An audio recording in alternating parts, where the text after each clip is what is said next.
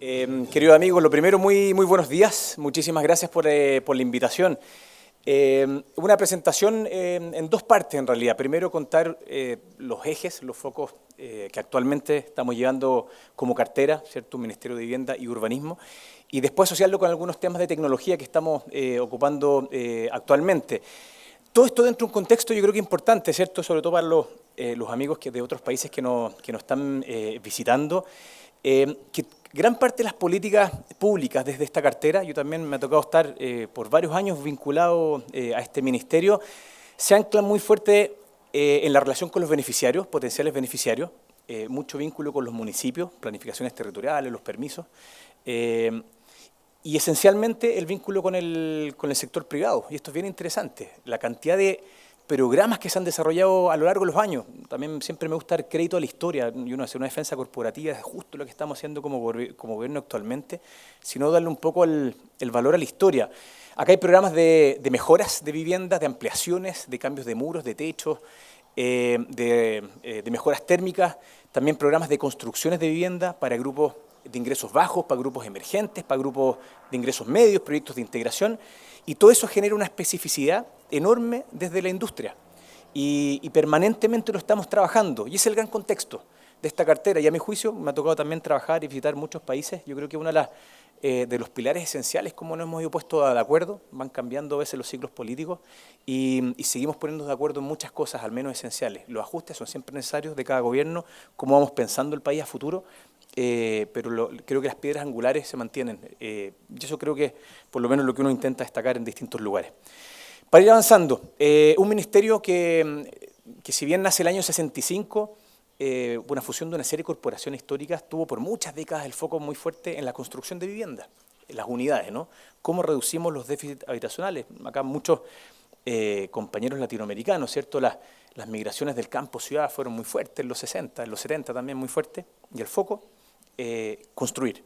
Y se lograron reducciones muy importantes, pero tuvimos ciertas dificultades también.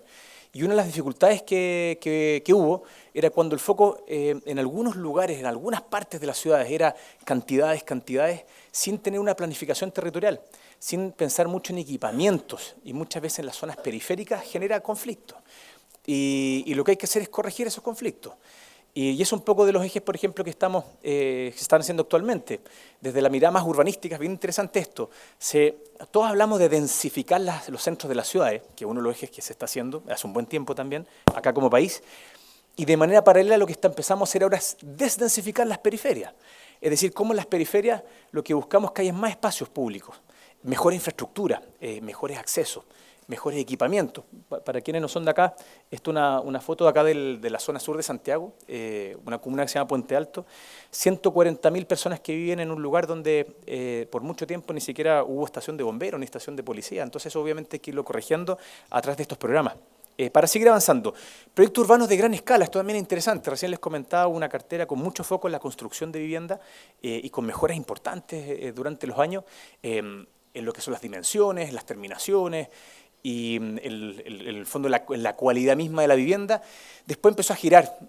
Esto obviamente ustedes saben, los procesos no son exactos ni matemáticos, ¿cierto? Pero hace 15, 20 años más o menos que empieza a aparecer el concepto del barrio, del entorno, ya no solo la unidad. Programas bien interesantes, ¿no? Las mejoras de barrio, como un Quiero mi barrio, equipamientos, luminarias, pasarelas. Y en los últimos años ya un foco mucho más en la ciudad. Y esto es interesante porque nos obliga a ponernos de acuerdo con otras carteras. Hace poco, y por eso que el que saluda a los amigos de Japón, me tocó estar, de hecho, con una invitación de allá, y la verdad que hay mucho que aprender de otros lugares, ¿no? Cómo se han ido coordinando los esfuerzos públicos. Y aquí, ¿qué es lo que se busca? Proyectos urbanos de gran escala, y esto es interesante. Para quienes también están por primera vez probablemente acá en esta ciudad, hay un río que cruza la ciudad de Santiago, somos cerca de 6 millones de habitantes, se llama el río Mapocho. Y las desigualdades que vemos en los temas habitacionales, también vemos desigualdades en los temas urbanos. ¿A qué me explico? Que, de hecho, el río está a pocos, insisto, para quienes no son de acá, a muy poquitos metros de acá. Y los parques lineales que van en torno al río, en los segmentos, los lugares donde hay mayores ingresos, son de altísimo nivel. Parques que no tienen que envidiar probablemente a ningún parque en el mundo. Y a medida que uno va hacia los lugares de ingresos más bajos, cambia absolutamente el contexto de la ribera del río. lugares en desuso, muchas veces son basurales, y lo que también se busca es desde una equidad territorial, ¿no? Cuando uno habla de integraciones o equidades, justamente cómo hacer exactamente lo mismo a lo largo de todo el parque, los parques lineales. Y esto, por ejemplo, solo hablar de uno de los 7 proyectos, es un parque de 9 kilómetros, no estoy hablando de un parque pequeñito, de una pequeña plaza, justamente para darle toda la continuidad de las tramas de parques en torno al río principal que cruza la ciudad de Santiago. No vamos a entrar a los detalles, pero lo mismo ocurre en la ciudad de Valparaíso, ¿cierto? Un parque bastante grande, se llama el Parque Barón, que se está desarrollando, y muchos otros más. Para seguir avanzando, planos urbanos habitacionales, esto es interesante, en ciertas partes de la ciudad, desde el punto de vista de planificación territorial, lo que insisto, solo en algunos lugares, lo que se busca acá es que el Estado pueda tener paños de terreno un poco más grandes donde podamos planificar en conjunto, junto a otros actores y también junto al sector privado, donde van, por ejemplo, viviendas para segmentos más bajos, de ingresos más bajos, donde hay proyectos dentro de una misma territorialidad de ingresos medios, donde hay, por ejemplo, un parque, donde hay un equipamiento, ¿no? Por un centro asistencial. Y eso la verdad que no ha sido tan fácil como historia como país y creemos que es uno de los focos que se ha ido trabajando en los últimos años con bastante fuerza. Parques urbanos, a medida, y esto también es bastante razonable, ¿no? A medida, nos queda mucho por trabajar en vivienda, muchísimo, pero a medida que se van por lo menos los temas más complejos y de manera masiva se empiezan a reducir, la mirada del espacio público empieza a ser muy demandado, ¿no? Lo observamos también en sociedades mucho más avanzadas que en algunos lugares el patio, si lo pongo en ese lenguaje, son los espacios públicos y son los lugares de excelencia e interacción. Nos pasa mucho en Latinoamérica, ¿cierto? Que hemos construido ciudades muy desgregadas. Familias de ingresos más altos en un lugar, personas de ingresos medios en otro lugar y personas de ingresos más bajos en otro lugar. Y nos cuesta mucho interactuar. Y eso genera prejuicios. O sea, no solamente estoy hablando de temas de infraestructura propiamente tal. O sea, tiene efectos en cómo nos relacionamos como actores dentro de una misma nación.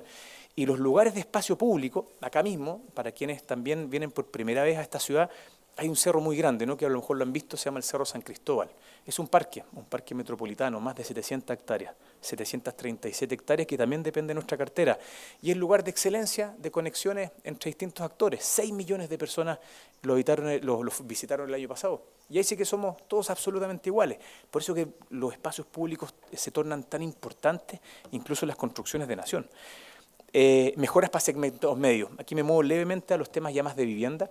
Si bien hay programas muy definidos en construcciones de vivienda, nosotros damos cerca de 100.000 soluciones para reducir los temas cualitativos, mejoras, ¿cierto?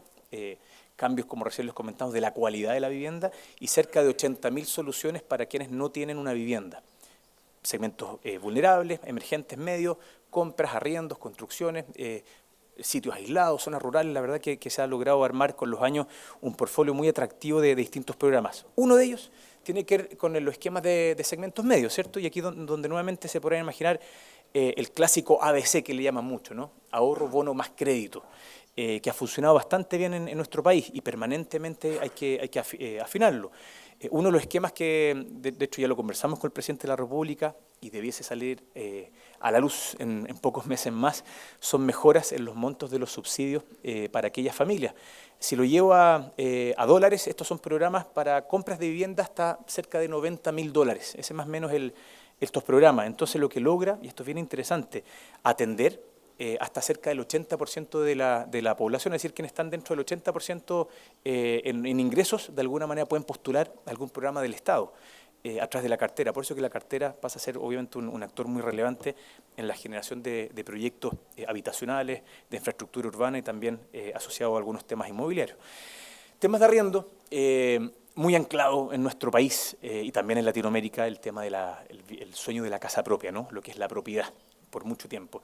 Pero también es interesante que uno empiece a observar con los años las nuevas generaciones, incluso en segmentos de ingresos más bajos, de que el tema de la movilidad pasa a ser un factor importantísimo. Obviamente desde la movilidad por búsquedas laborales, uno también lo pone a la mesa desde la movilidad por temas de amor o cuantas cosas que nos depara la vida, y nos hemos dado cuenta con los años que muchas veces para familias de ingresos más bajos, cuando son muy jóvenes y uno le entrega una vivienda en propiedad, la primera noticia es muy buena, son propietarios y nos ponemos todos muy felices.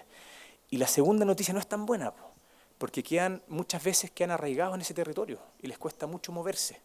Y ahí nuevamente viene un poco esta lógica desde el Estado. Bueno, ¿cómo apoyamos, no? Uno es la educación, ni hablar, pero es cómo apoyamos también desde las políticas urbanas, desde las políticas habitacionales, a que familias o personas jóvenes de ingresos más bajos también se atrevan, ¿no? Se atrevan a salir, se atrevan a moverse, a interactuar, a buscar pega, como decimos acá, ¿no? La chamba, como dicen nuestros queridos amigos en Perú, en distintos lugares. Y nuevamente acá los esquemas de arriendo pasan a ser un tema bien interesante. Hace algunos años atrás, cerca de 1 de 5 hogares arrendaba, ahora es 1 de 4. Claramente hay una tendencia que hay que atenderla. Me sigo moviendo. Dentro de todo esto, anclado en un foco que no es menor. Proyectos de integración social. ¿A qué nos referimos proyectos de integración social? Edificaciones, ¿cierto? Puede ser en extensión o en densificación, donde familias de ingresos distintos puedan cohabitar en un mismo proyecto. Y esto también tiene efectos bien interesantes, porque nuevamente el poder conectarnos, ¿no? El dessegmentar de manera tan fuerte como hemos ido construyendo muchas de nuestras ciudades.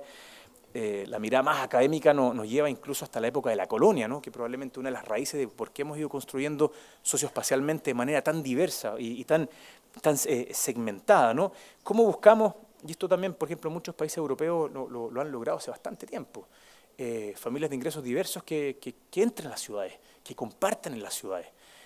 Podemos tener distintos trabajos, pero compartimos los mismos lugares. Y acá hay un foco muy grande. A la fecha, son cerca de 10 años que se ha hecho un esfuerzo grande en desarrollar estos proyectos. Ha sido muy exitoso en los últimos 3, 4 años y cada vez se hacen más ajustes. Cerca de 130.000 unidades, viviendas, en este tipo de proyectos ya se han entregado con subsidios, muchos ya empiezan a materializarse entregando, la gran parte están en plena construcción y la verdad que estamos con un interés enorme de seguir potenciando esto. Junto con eso, ahora me muevo a lo que el título acá, que es el proyecto de ley de integración, y lo que estamos buscando también ya no solo es poner recursos, sino que también bajo normas urbanísticas, es decir, en lugares bien conectados, donde hay anejos estructurantes de transporte, de manera de equilibrar, o sea, densificaciones absolutamente equilibradas, pero poder dar más norma en aquellos lugares donde están los planos reguladores más restringidos, siempre y cuando los proyectos sean de integración. Y eso también vemos que uno de los ejes que debemos seguir empujando. Mañana, de hecho, hay votaciones, mañana vamos a estar con el metro todo el día en la mañana, justamente con este proyecto de ley que esperamos que salga a luz muy pronto. Para ir avanzando, porque me quiero detener, me quedan cerca de 3 minutos, así que para hablar los temas de tecnología, temas de arriendo, como recién lo estamos comentando, también bajo la integración, que hayan arriendos libres, arriendos para ingresos medios y arriendos también para familias más vulnerables en conjunto. Y ahora desde el punto de vista de los usos de tecnología, esto es interesante porque con el abanico de proyectos que maneja esta cartera, ¿no? Los temas urbanos, habitacionales, aquí, bueno, un pequeño tutorial de 1 minuto. Lo que hemos hecho ya hace algunos meses es ir georreferenciando todos los proyectos que tenemos. Desde esta cartera nosotros también hacemos vialidades, hacemos veredas, hacemos parques, mejoras de fachada, proyectos habitacionales, proyectos de integración. Y justamente lo que queremos desde las territorialidades es ver cómo se van focalizando cada una de nuestras inversiones, que probablemente debería sonar absolutamente evidente que se debería estar haciendo hace muchos años, y si bien manejamos una serie de variables, ya el poder aplicar la tecnología, esta por ejemplo en la ciudad de Talca, se ha traducido en una herramienta muy importante, no solo para nosotros, también para los municipios y los distintos actores. Sigo avanzando.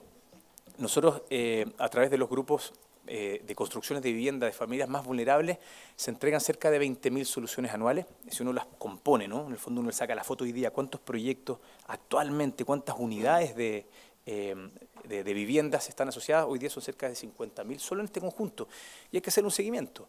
Y lo que teníamos, incluso imagínense el lenguaje interno, teníamos un programa que se llamaba La Sábana, imagínense La Sábana, lo que significa, ¿no? Un Excel infinito, entonces si es que uno quería ir a buscar un dato o saber si es que un proyecto se retrasaba, nuestra estimación es que nos demoramos en promedio, ¿no? Entre 1 mes a 1 mes y medio en tener ese dato. Ahora con aplicaciones absolutamente nuestras, logramos que en 24 horas tener las actualizaciones de los inspectores técnicos de obra, de modo que tenemos un panel a nivel central de Arica Magallanes de cómo van las actualizaciones de los proyectos. Solo el año pasado, esto es interesante, logramos reducir en costos suplementarios 1 millón de UF, voy a dólares porque suena muy complejo esto, cerca de 40 millones de dólares en reducción de gastos, solo en suplemento, ¿no? Obviamente cuando uno se demora mucho y y se retrasan las obras y hay que volver a negociarlas, obviamente eso tiene un costo importante, así que eso ha sido muy interesante. Otra cosa más, y para ir cerrando, trabajando con el Consejo Nacional de Desarrollo Urbano, esto es muy interesante, es cómo vamos desarrollando en conjunto una serie de variables urbanas de los equipamientos, ¿no? Los distanciamientos en los parques, los distanciamientos en los distintos lugares del territorio.